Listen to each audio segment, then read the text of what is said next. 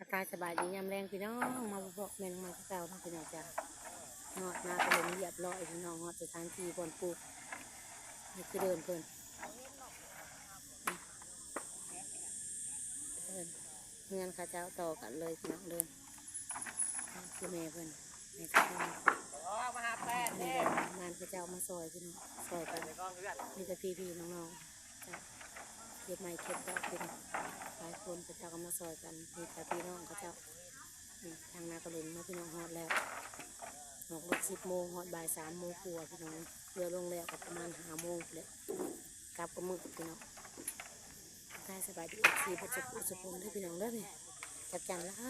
พี่น้องก็จัดจานทางที่เดินบอลเป็นสิบฟุตบริการทางนะพี่น้องอยู่ไกลทางอยู่ในป่าทางที่มันอยู่ที่ทางนี้บ้านมันอยู่กันอย่างนี้พี่น้องอันนี้คือสถานที่นักลึงพี่น้องเนาะสีดำให้เอาตอกลงในท่านง่ายพี่น้องลงใหม่ยาวเลยบุกีเซนเนี่ยเชิญวัดผู้สุพล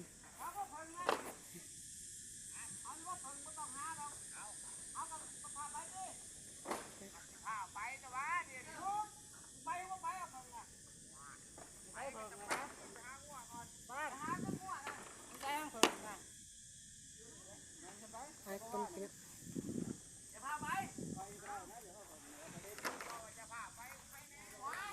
มีกระบะพระเจ้าห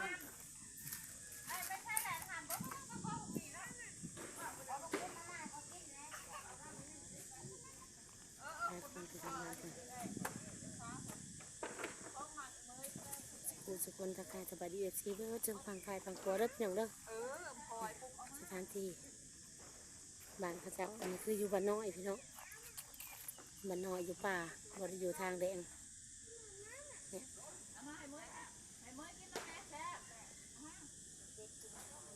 ฝากคนไลค์คนแชร์คนติดตามแม่น้องใหม่นี่เด้อผู้ใดก็เขาตามติดตามมาชมแม่น้องใหม่ก็ฝากเนื้อฝากตัวนี่เด้อพี่น้องที่FCหลายๆคนว่าพี่ๆน้องๆขอบคุณใจขอบคุณหลายๆว่าสุคนที่เขามาติดตามมาชมแม่น้องใหม่จ้ะเป็นแรงเชียร์แรงใจให้แม่น้องใหม่นี่เด้อจ้าทางทายสบายดีพ่อแม่พี่น้องย่ามคำๆเนาะพี่น้องเนาะขอโทษขออภัยหลายๆเด้อพี่น้องที่แม่น้องใหม่ลงคลิปลงเงินนะปลายไปเมื่อกี้นี่ราคาเฮือนแล้วพี่น้องแม่น้องใหม่ลืมราคาทำน้องทรายว่าอันราคา25,000พี่น้องอันนี้ราคา25,000เนาะพี่น้องเนาะทักทายสบายดีเบิดสุขคนก็ขอโทษขออภัยทางชาวคีเตอร์เบิดสุขคนเด้อพี่น้องเด้อที่แม่น้องใหม่มีการผิดพลาดน้อยหนึ่งเนาะพี่น้องแม่น้องใหม่ก็ลืมว่าราคาเงินนั่น25,000เนาะพี่น้องขอโทษขออภัยน้ำหมูน้ำเพื่อนหลายๆคนเด้อ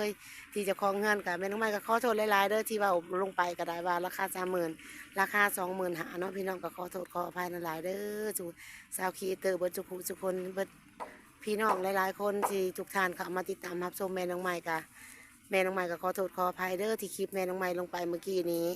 ว่าราคา30,000ราคา30,000แต่แม่น้องใหม่อันลืมถามน้องทรายว่าราคาเท่าไรแม่น้องใหม่ก็เลยขอโทษขออภัยหลายๆกับหมู่กับพวกเด้อวัชกุทุกคนที่เข้ามาติดตามแม่น้องใหม่กับราคา25,000เนาะพี่น้องอยู่หัวม่วงเนาะก็ขอโทษขออภัยการผิดพลาดของแม่น้องใหม่เนาะพี่น้องก็บ่มีอย่างไรแม่น้องใหม่กะถ่ายคลิปให้เบิ่งกะซ้ำนี่แหละพี่น้องย้ำคำย้ำแรงเนาะพี่น้องเนาะแม่น้องใหม่ก็ขอโทษขออภัยการที่ผิดพลาดของแม่น้องใหม่เนาะพี่น้องเดี๋ยวมันเสียน คำแล้วเนาะพี่น้องแม่น้องใหม่ก็เลยลืมคิดว่าราคา25,000เนาะพี่น้องแต่ก็โอเคเนาะพี่น้องเนาะบ่โทษโกรธเครื่องกันเด้อพี่น้องเด้อแม่น้องใหม่ผิดพลาดเองเนาะพี่น้องก็ขอโทษขออภัยน้ำหมูน้ำเพื่อนหลายๆก็สบายดีแล้วก็สวัสดีทุกคนเด้อพี่น้องเด้อ